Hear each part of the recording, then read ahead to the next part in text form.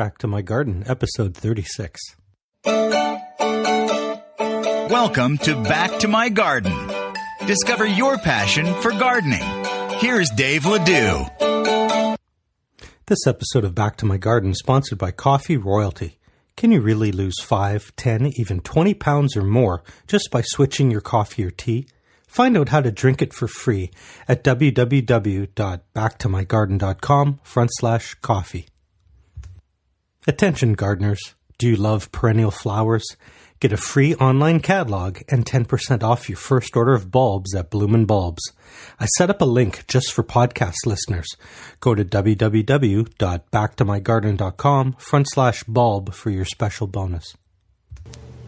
Good morning, good afternoon, or good evening, depending on where you are in the world. When you hear this, it's Dave Ledoux, and welcome to another edition of Back to My Garden. And today, we have a fantastic guest, E Ray Gard.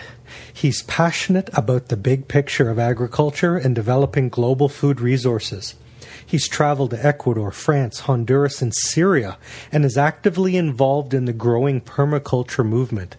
He teaches an online course in green thumb gardening at Skillshare, and his friends call him the Tomato Whisperer. Please welcome to the show, E Ray Gard. E Ray, welcome to Back to My Garden. Well, thank you very much, Dave. It's a pleasure to be here. I'm really glad to be having a chance to share a little bit of everything that I'm sure both of us are into with your audience, with your listeners. I really appreciate your time.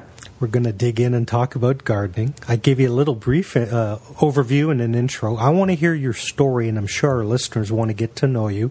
Can you take a minute or two and just walk us through your background and your early days in gardening? Definitely. It's a good question. I think it's important to know where we all come from.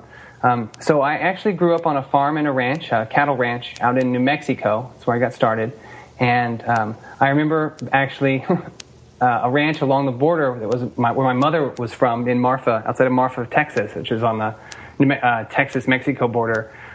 The paradise of my childhood was a very lush, tree-canopied, creek-fed stream, actually old fort that had become a house. And it was an old adobe fort that was built by the Texas Rangers when they were still fighting Indians in Texas, like Native Americans. And so when we would go down there to work cattle and to gather cattle and maintain that ranch, we would stay there. And my great-grandmother actually was an avid gardener. And I would just remember there's just nothing better for a child than to run through fruit trees and bushes and to be able to really just walk through something that's cool, shady, and pick fruit off of the tree and eat it. And so it was a pretty wild garden at that time. It was just sort of things that had been planted generations before. And so it was just, the memory has haunted me forever. And I guess the best possible way, it's really driven me to, I studied agriculture in undergrad at Texas A&M, and I have an agricultural development degree. And then from there, I went into the Peace Corps, where I worked in Ecuador with community scale gardening and organic agriculture, and then also small market gardens. And so really from there, it's been me trying to understand and both for myself and then trying to teach people that better ways to produce food, whether it's for their own kitchen gardens, whether it's herbs to put in their mojitos, or whether it's a family that doesn't have access to like healthy, reasonably priced food. So after that, that's when I got really into permaculture, was because when I was in Ecuador, I saw a lot of very, very depleted soils, and I saw a lot of agricultural methods that weren't improving the soil.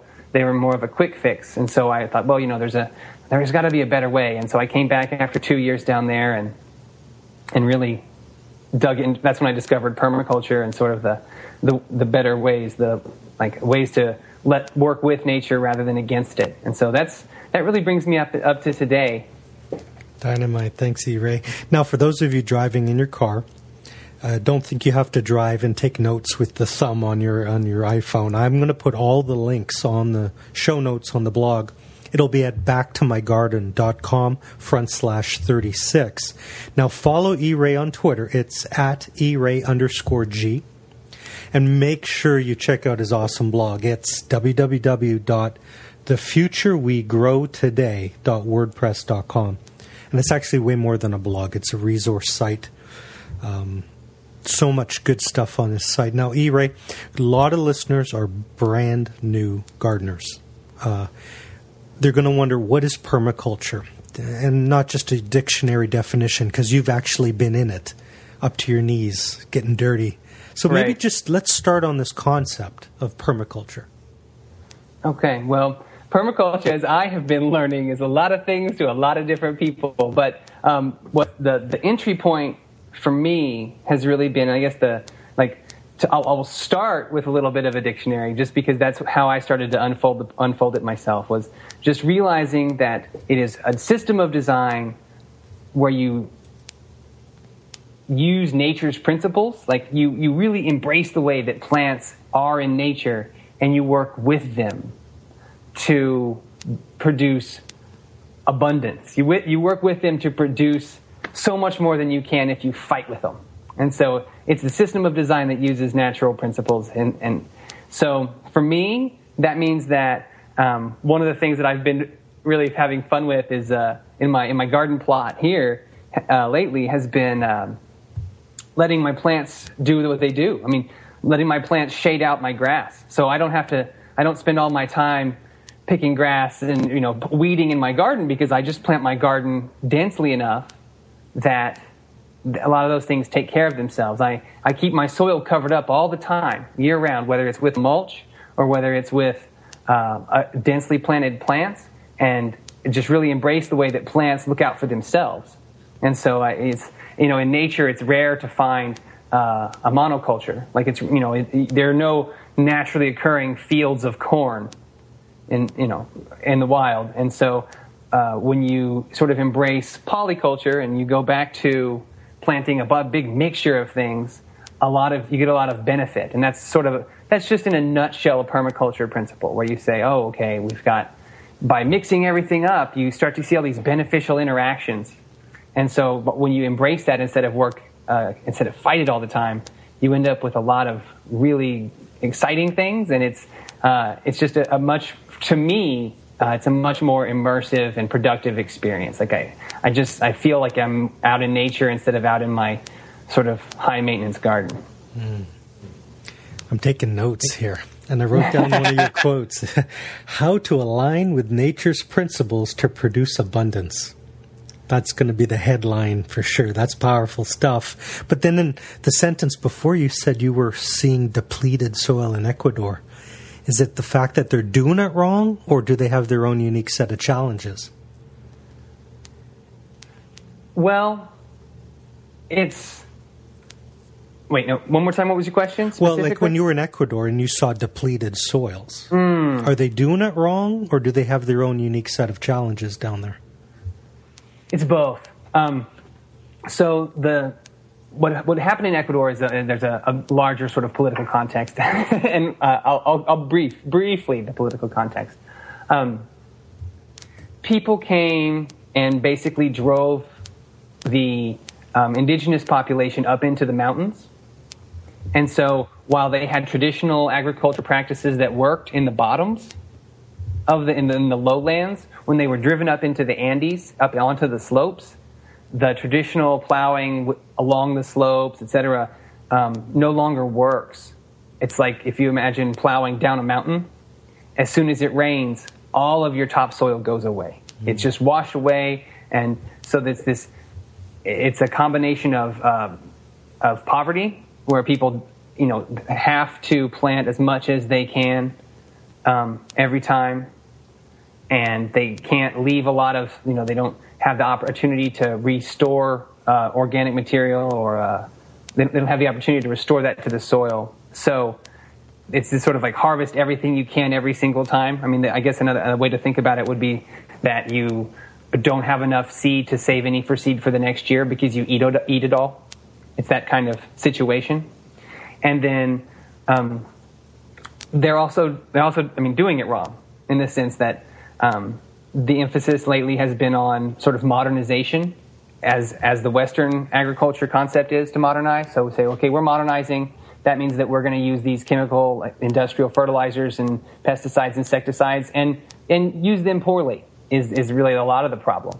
I mean, I don't use anything in my garden besides compost and the occasional compost tea and things like that. But on the other hand, I'm not 100% against any kind of insecticide, pesticide. But what I was seeing down in Ecuador is that people would say, well, if a little bit is good, then more is better. And we're talking about a systemic tomato fungicide. And so you end up with, you put too much of it on, and you put too much of it on 2 days before you're going to pick them. And so you end up with tomatoes that are full of fungicide on inside, not on the outside. And so you end up with toxic things, and you end up with scorched soil, and you kill all your microbial population in your soil, and your insects are all dead. So you run out of pollinators, and, you kill your bees, and you kill your ants, and you kill everything. And so that's sort of the other set of challenges there is improper or inadequate education resources. So people are really trying, and the chips are really down. They're really trying to make it work, and they aren't getting the right kind of education and the right kind of support that they could. Wow, you said a big word, education. When you were telling that story, it's hard not to feel very grateful for living where we do. We take so much for granted that they get so desperate they can't plan ahead, and it just creates this cycle they can't get out of. Exactly. It's exactly right. And I mean, one of the things that has fascinated me, particularly about permaculture and how it has affected me more than just in my garden. I mean, it's affected me in my life, and I've really had to embrace how if you plan or if you expect scarcity, then you have a hard time arriving at abundance.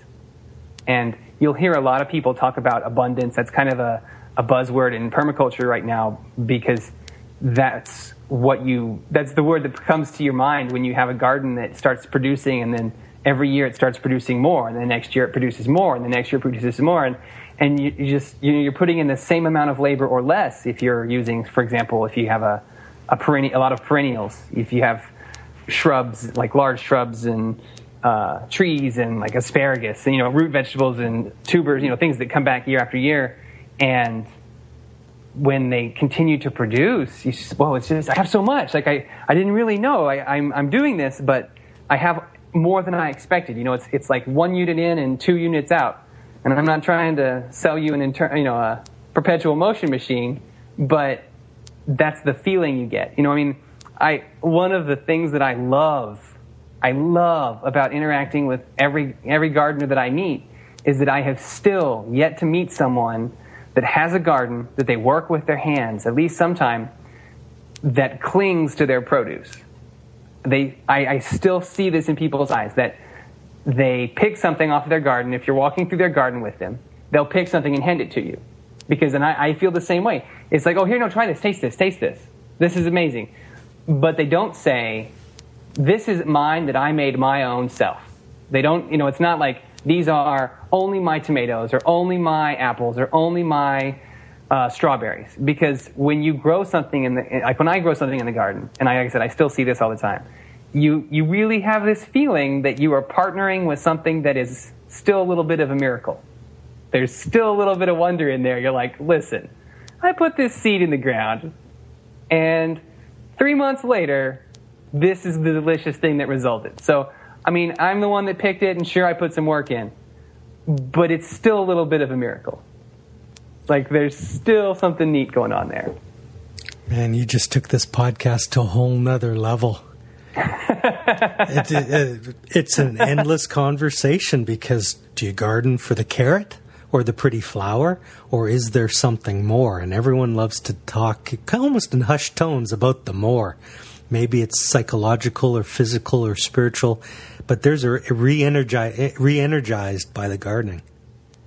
And that's why we do it. Because ask anyone that catches gardening, and they have that feel. Like you start out with, oh, listen, you should really try gardening because it's good exercise, it's low impact, it's at your own pace, it helps you maintain mobility from the young to the old. There's something you can participate in, and you start for that reason, and you say, oh, and you'll get produce. You could save so much money. There's water scarcity and all this agriculture problems, and so it saves you money and gives you this healthy food. And they say, oh, that's great. You convince them, and then if they catch gardening, then 2 years later or the next season, they're giving their produce away. They're excited about what they're going to try. They're talking about what kind of new seeds they've ordered, what they managed to store from last year. Those seeds are so cool. Did you see? I grew this. We saved this. I'm doing this with my kids, and it just becomes this other thing. It's no longer in and out. It's no longer what can I get from it. It's just like, wow, it gives you so much. So yeah, it never gets old for me. It's where I go, and it has started so many conversations and friendships for me. It's a way of life, and permaculture is the same way, and so that's why when I found a new set of tools that could improve my soil and keep me out there and turn something that was run down into something that gives this kind of life. I mean, that's for me. I want to get you connecting with my audience here, and I know they look at you and they say, "Oh, E Ray's an expert. I can never be as good as him." But a lot of people connect through mistakes. In all the gardening and learning you've done in the dirt, have you ever done something so catastrophically wrong that you can look back now humorously and share it? Yes, absolutely. We can start. So we can talk about sort of my girlfriend's view. So my girlfriend has no gardening history at this time, and so she's got her first experience was looking into my garden, and I was starting a new plot when we started seeing each other, and I think that was sort of one of the best examples of an outside witness and sort of me calling into question some of my own practices, where I moved down to a tropical area. I'm in, I think it's like zone 9A or something. I'm along the border with Texas and Mexico. So I've got bananas in my garden now. And everyone said, "Oh, E Ray, you can plant whatever you want to here. You can grow spinach outside all winter. You can grow tomatoes. You can plant tomatoes in February. And if you don't, you might not get a crop because it gets too hot in the summer." They just started telling me all these crazy things. And so I said, okay, well, I moved here in November. I got here. It's like, all right, well, you know what? Everybody says I can. I started asking the local wisdom, digging it up, trying to find out what anybody had to say. And so I planted, I think it was fava beans. and so I was also working at an ag research experiment station. And so I planted fava beans, and they came up. They were looking great. And then this particular winter that had, I guess last year, the winter was the lowest was like 50 degrees or something similar. A very, very warm, mild winter. Well, this particular winter, it froze 2 or 3 times. This is a citrus part of the country. So freezes are catastrophic, and they're not prepared for them. And it doesn't happen it's maybe every 5-6 years it'll freeze. Well, this year it froze like 3 or 4 times. And so before it was all said and done, my big, bushy, beautiful, like broad beans were, which I believe are the same as fava beans. I go back and forth. This is my first crop. I was excited. I was interested. And I had some corn too. If you just trust blind faith in the local knowledge.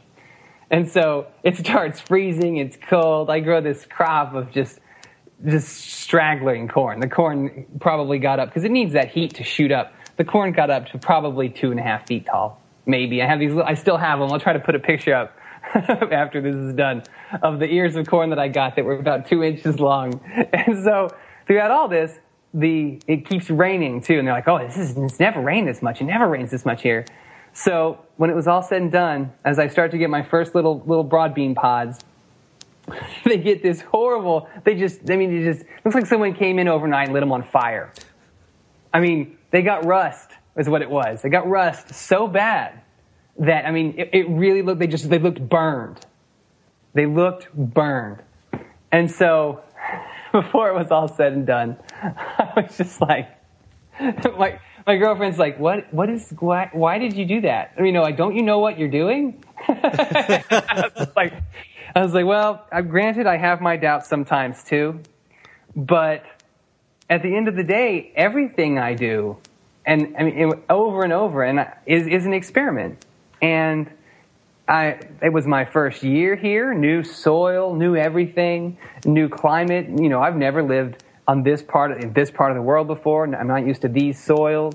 And I was just like, no, we've got to try it.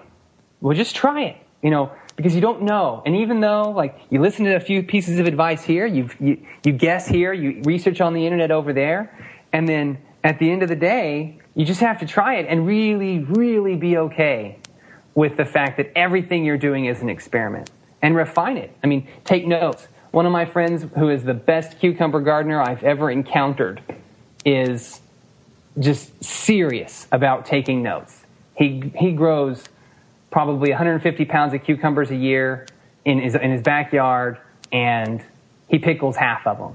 And he just takes notes about the time, the temperature, how many cups of salt, how long he left them in, what date he planted them. But it's really just in that same spirit of everything's just an experiment. And you just, you know, really be ready to jump in. Because I started with, it took me really years before I was really comfortable just sticking the seed in the ground. I mean, and letting it go. Because I would always try to start them inside, and I would always try to worry about, I'm going to grow these things inside, you know, and I ended up with all these really tall, spindly, sick plants because I wasn't in a place where I had enough light for them. Mm-hmm. And so finally I see that I'm growing these plants that die as soon as I transplant them. And then somebody who, you know, there's a farmer down the road who's planting 2 acres of what I'm planting, and they look beautiful and healthy.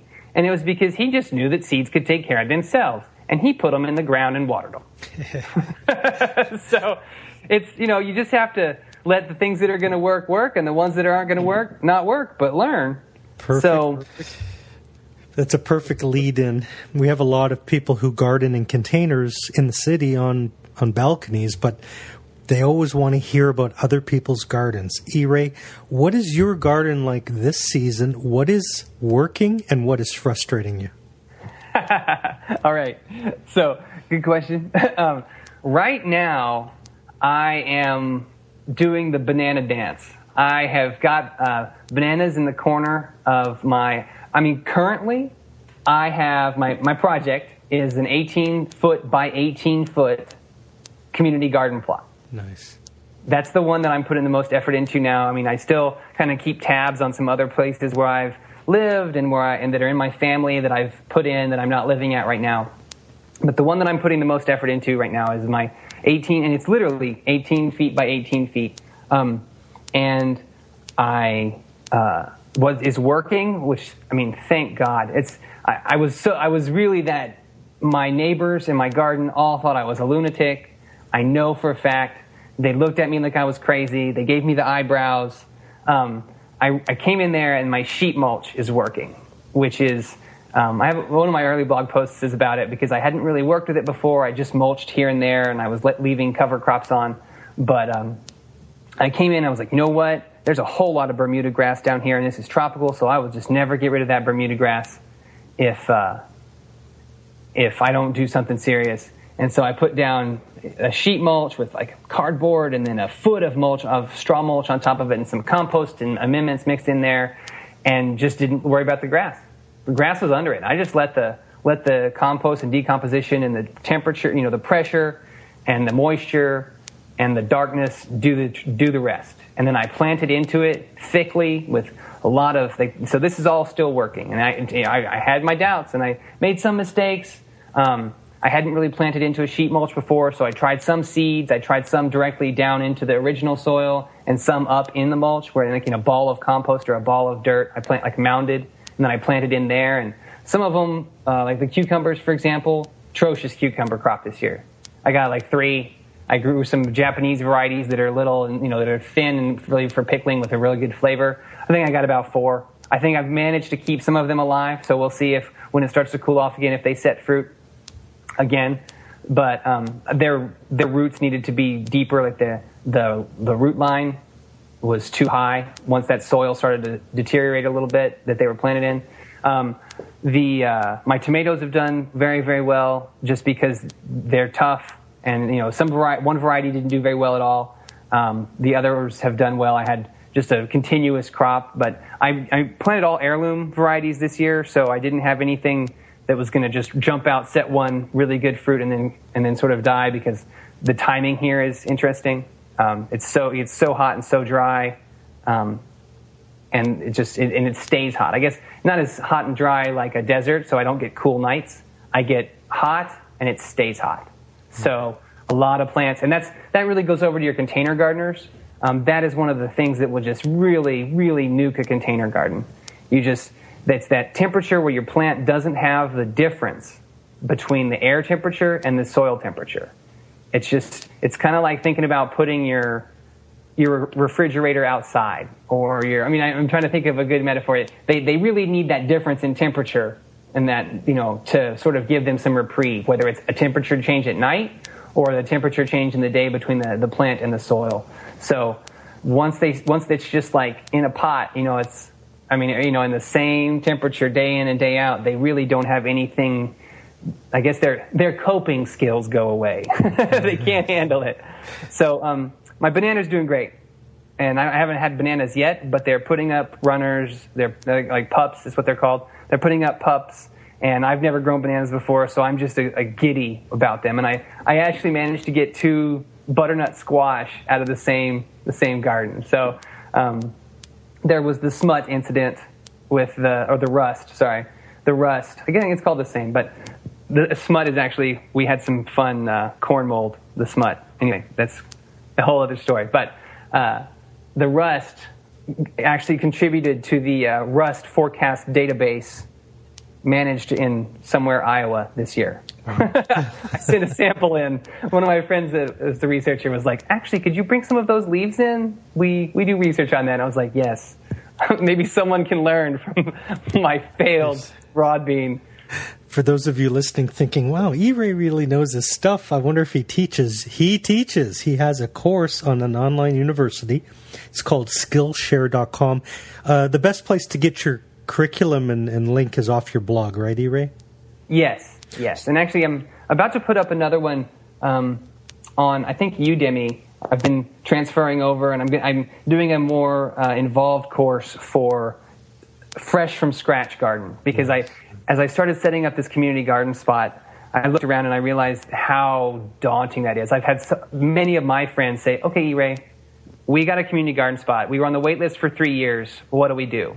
It's like, okay, here are the things you absolutely need, and the rest of it you can go a little at a time. So I'm working on a new course to do just that, to really give someone a place to start. So the one that's up now is for houseplants, and it goes into soil quality, which is pretty good for community gardener. For a container gardener. Mm-hmm. So that's a good idea, because those temperatures and sort of the time of day observation is really important for a container gardener. Let's take a minute to thank our sponsors and then come back and play 5 quick questions. Are you concerned about toxic chemicals, GMOs, and frankenfood? Don't panic. Grow organic. Discover our new resource for organic gardening.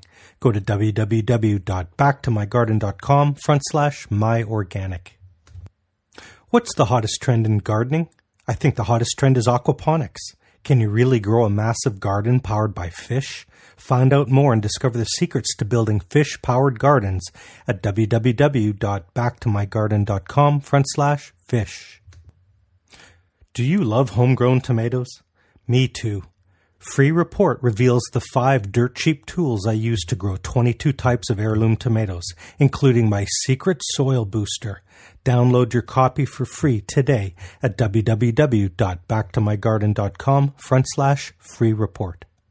I just glanced at the clock, and our time is rapidly getting away from us, and now is the time in the show when we play everybody's favorite game called 5 Quick Questions. This is your chance to share wisdom and knowledge with rookie gardeners. Are you ready to play? So question number 1, E Ray, right. In your opinion, what do you think stops most people from trying their first garden? Wow.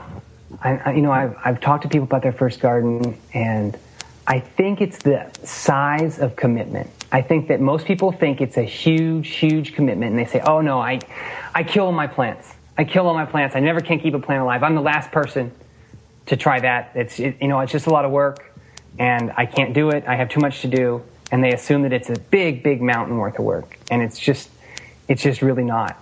And the rewards are so much more. It's like, I feel like that's the equivalent of saying, like, I can't go to a movie because it's 2 hours of my time.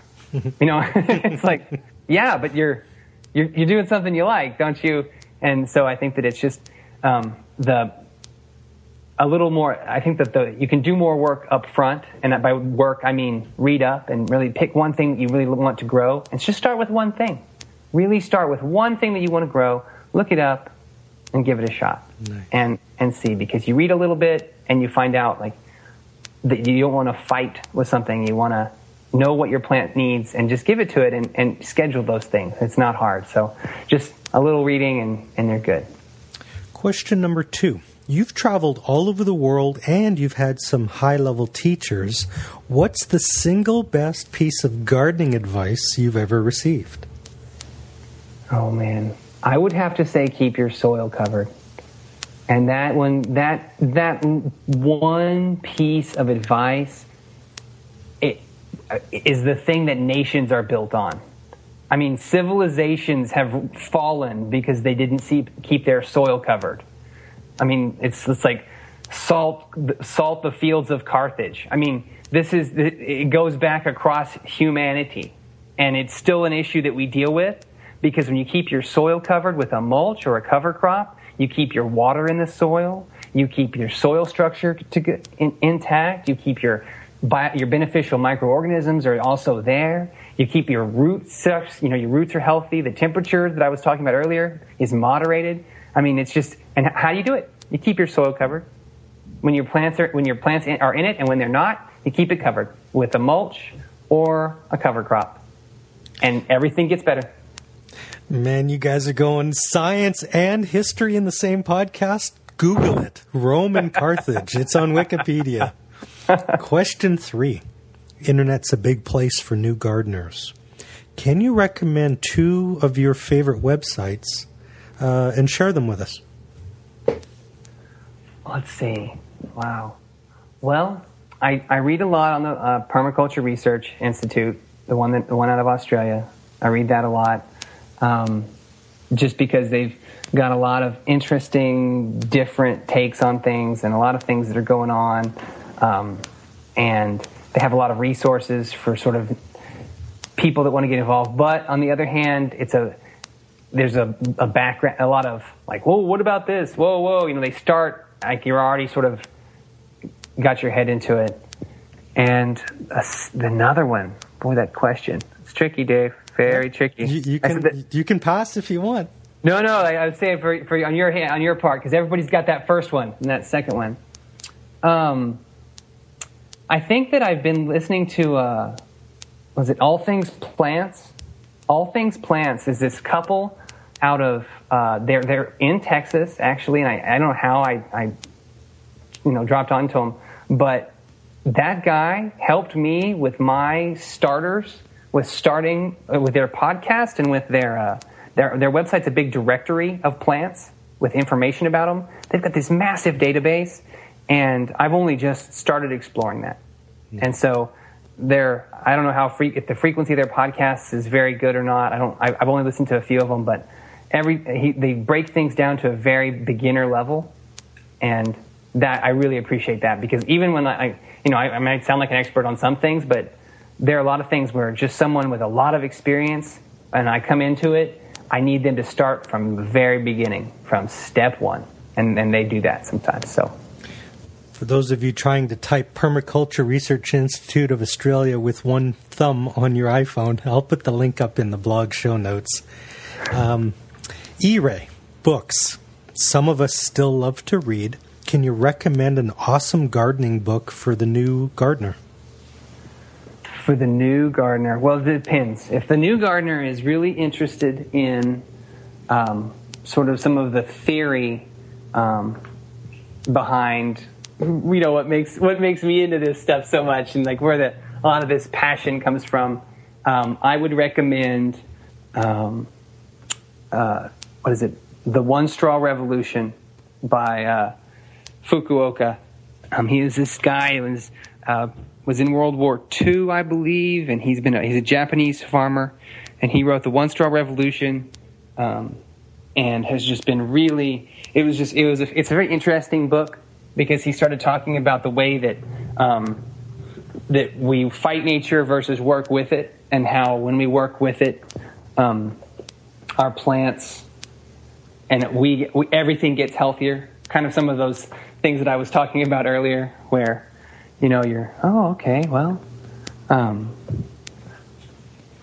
why do we have to be miserable? And when the answer is we don't, when it comes to our food systems. And so there's that one. And then I actually just recently started reading The Market Gardener by Jean-Martin Fortier. He's a Canadian, and has been doing some really very fascinating things with, he uses just market gardening, but it's small plot intensive gardening. And if someone is interested in sort of the feasibility or, that's the really good one. Okay, anyway, yes, if you're interested in like the feasibility of growing enough or like regularly and like really planning out how you're going to grow to feed yourself or like a large family or a school or something like that, The Market Gardener is really good. But the other book that really got me started, and I read this when I was in the Peace Corps, and we passed it around like, secret notes in school. I mean, it was such a good book, was The Square Foot Gardener. And the earlier versions. So if you find the first edition of The Square Foot Gardener, that guy just did so many great things about doing motion studies, and he starts talking about how to lay out a garden that's like 3 feet by 3 feet square, and how to always be that way you can always reach in. And if you have a hard time getting up and down because of your mobility, well, then you can build a raised bed that's 2 feet off the ground with a bench all the way around it, and you can grow enough vegetables for a person for a year with his method and his practices in a 3 foot square, like a meter by a meter, and you can be happy and grow food in that. And he talks about in depth how to do it and how to keep it fertile and it's just great. The last one would be Let It Rot, which is the great starter book on composting. And so it's those last two are really the ones that just sort of started me down this path of looking to how much you can grow in such a small space. Dynamite. Good wisdom there. And finally, number 5. This is a bit of a fun one, E Ray. Look into your crystal ball. Next season, what's the number one thing that you want every gardener to experiment with and try to grow? Every gardener. All right. I would say, first of all, grow some flowers in your garden.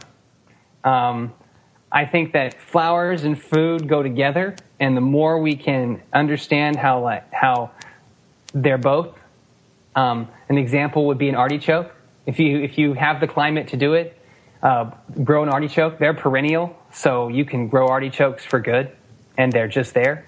And they grow up, and artichokes are a thistle.